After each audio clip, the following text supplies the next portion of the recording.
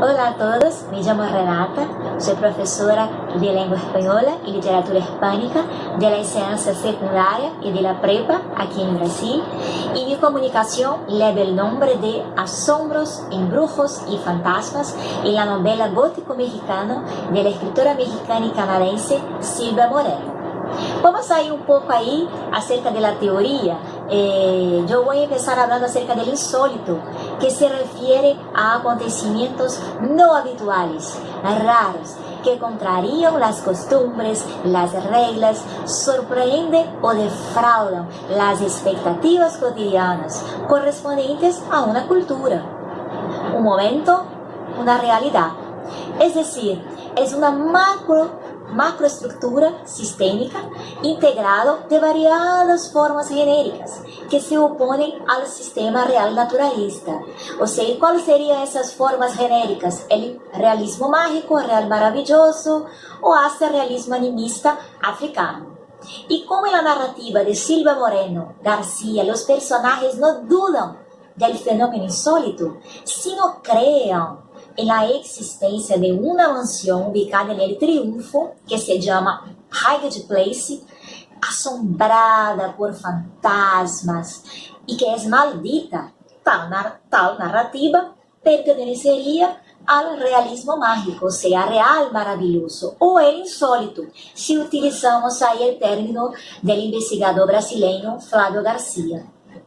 Y siguiendo ahí con los estudios de ese investigador brasileño, Flávio García, hay un concepto de los mundos posibles, o sea, del insólito ficcional, en que son mundos construidos a partir de una ruptura en la estructura de la composición de mundos y submundos narrativos, en que hay la irrupción del inusitado. En estos mundos posibles ficcionales, los personajes se componen de submundos articulados a mundos que, sometidos a un eje central, mundo articulatorio, se desarrollan por medio de rasgos profundamente conectados con la realidad de los seres de carne y hueso. En esta ambigüedad y duda en sus diálogos en general, puede desencadenar gradativos cuestionamientos capaces de poner en discusión las estructuras compositivas de los mundos que habitan. En el mundo posible de gótico mexicano, los personajes, principalmente Noemí, son obligados a aceptar la existencia de acontecimientos sorprendentes como una mansión que es maldita, asombrada, embrujada, así como el cementerio, que también tiene un ambiente muy raro, muy extraño, y también personajes muy extraños. Y un poco ahí del real maravilloso y realismo mágico, o sea, ¿por qué que hay que mencionar ese real maravilloso? Es que se trata de una narrativa que se pasa en México, en un país de Hispanoamérica, y aquí, como lo destacó Alejo Carpentier, aquí se comprende que los mitos americanos, el mestizaje cultural, los propios acontecimientos históricos son la materia indispensable para que la narrativa hispanoamericana tome una forma propia, singular, distinta a lo anteriormente escrito, no solo en el continente, sino en el mundo entero. En Europa había que forzar lo maravilloso, que con una formidable pobreza imaginativa, mientras que en América ese maravilloso, lo maravilloso, habitaba en cualquier recuerdo, vivencia, circunstancia o historia, es decir, es algo natural. Y también hay que hablar un poco acerca del gótico en la literatura, que en el último tercio del siglo XVIII surgió en Inglaterra una nueva corriente que pondrá los cimientos del próximo romanticismo, esto es el gótico, historias que incluyen elementos mágicos, fantasmales y de terror, poniendo en tela de juicio lo que es real y lo que no es real. La novela gótica es sensacionalista, melodramática, exagera los personajes y las situaciones, se mueve en un marco sobrenatural que facilita el terror, el misterio y el horror. Pero en el gótico mexicano hay todos esos elementos, además de un aire mexicano. através de uma protagonista que é valiente, de color vibrante, em contraste com o ar sombrio do ambiente em que se encontra desde que llega a la mansão assombrada, embrujada.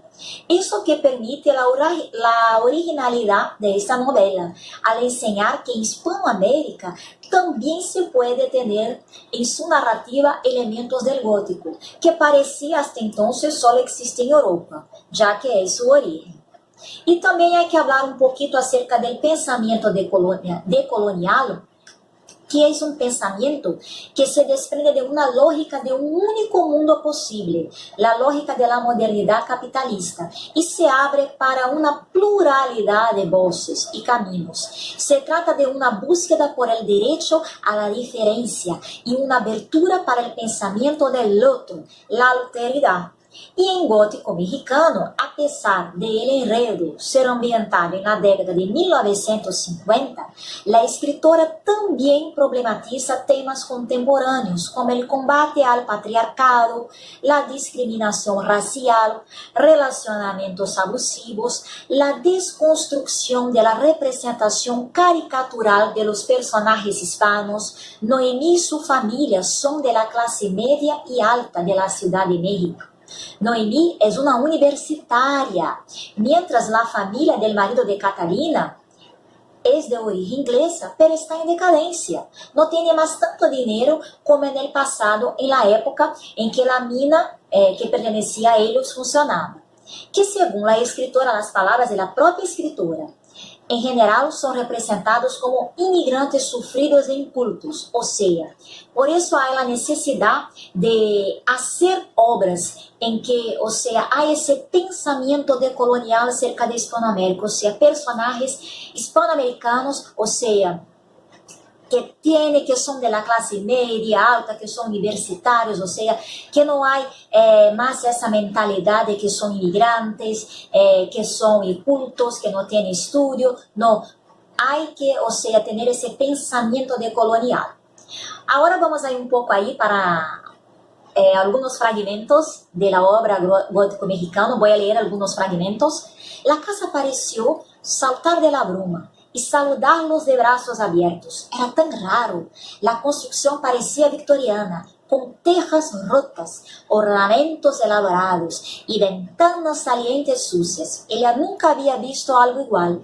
Era muito diferente da casa moderna de sua família, de los departamentos de seus amigos e de las casas coloniales com fachadas de tezontle. Todas aquelas circunstâncias devem ter causado fuerte impressão em la prima. Uma vieja mansão en la cumbre de una colina, cercada por la bruma y por el brillo del lunar, como el grabado de una novela gótica. Cumbres borrascosas y Jane Whaley era un tipo de libro que Catalina le gustaba.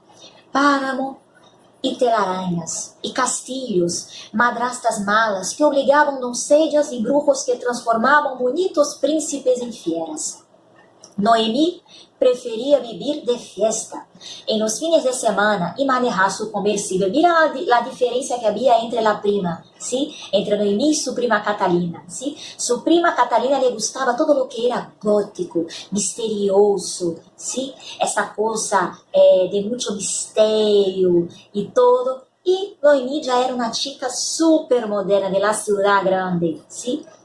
La casa es bien húmeda, oscura e úmida. É sempre oscura, úmida e muito fria. Há gente nas paredes, dijo Catalina. Há gente e há voces. A vezes veo a la gente de las paredes. Estão muertos. Ou seja, Catalina afirma que vê gente nas paredes. A autora supo criar uma história gótica usando contextos reais da época também, ¿sí? como a eugenesia, algo que em México foi um tema popular. E a novela, además del hecho de que el inicio estuvo ubicada en la Ciudad de México. Después, la historia se pasa en Hidalgo y en sus pueblos mineros ahí. Menciona incluso também momentos da história de México, como a época de Porfirio Díaz, depois do momento da Revolução Mexicana, a questão da exploração dos mineiros, que eles preferiam contratar gente que venia de de Inglaterra. Después es que empezaron a contratar gente de México. Y la eugenesia es una filosofía social que defiende la mejora de los rasgos hereditarios humanos mediante diversas formas de intervención manipulada y métodos selectivos humanos. Y es algo que la familia del marido de Catalina hace, ¿sí? Ellos buscan eso. Aí, em aquela noite, sonhou que uma flor dourada brotava das paredes de sua habitação, pero não era uma flor. Hongos, pensou, e mientras se acercava de la pared, intrigada e atraída por el brillo, deslizou la mano sobre ellos. Los bulbos dourados pareciam convertir-se em polvo. La habitação estava sumergida em la penumbra. Ningún brillo dorado ou de qualquer outro color pespuntava a la superfície de la pared. No obstante, sentiu um impulso de levantar-se e tocar-la, como para certificar-se de que não havia nada raro, espreitando por detrás del papel de la pared. Hay lugares pesados, lugares en los que el mismo aire pesa por culpa de una maldad que lo vuelve agobiante. A veces se trata de una muerte, pero puede ser otra cosa. En cualquier caso, el mal aire se mete en el cuerpo, anida en su interior y acaba por asfixiar. Y Noemí sigue hablando. Habló que estaba teniendo pesadillas e intenté ayudarlas. Pesadillas, pensó Noemí, recordándose del sueño malo que ella misma tuvo. No era difícil tener pesadillas en una casa de aquellas. Aquella familia es maldita, declaró Marta, otro personaje que es el personaje de la curandera, posando la cabeza del papagayo y el pájaro cerró los ojos. Tú no conoces las historias. Marta es el que va a contar toda la historia macabra de la familia del marido de Catalina. E era el cenário, ela pensou, e não nos contornos individuais que tornava o cemitério inglês tão triste. Negligência era uma coisa, pero negligência somada a la sombra de los árboles, al mato crescendo amontoado nas lápides e el aire gélido, tudo aquilo transformava lo que era para ser um conjunto comum de vegetação e túmulos em uma visão extremamente desagradável. Ou seja, era o cemitério que havia cerca de la casa, de la mansão. El hongo crece sobre la casa y se esparce hasta el cementerio. Está en las paredes como una enorme telaraña. Podemos preservar recuerdos y pensamientos en esa telaraña. Ellos se quedan prendidos como moscos que van al encuentro de una telaraña de verdad. Llamamos ese repositorio de pensamientos y memoria de Calige. Todas aquellas malditas visiones habían sido asustadoras. Qualquer que fuera la naturaleza de aquela coisa, Noemí era incapaz de compreendê-la. Uma pesadilha só podia ser uma pesadilha de carne e hueso, com pecados e secretos malignos amarrados, porque a través de las pesadillas, Noemí, ou seja, ela seguia tendo muitas pesadillas e pesadillas muito estranhas, ¿sí? Com George Doyle, com o marido de Catalina, Virgil, e outros membros da família Doyle, ¿sí?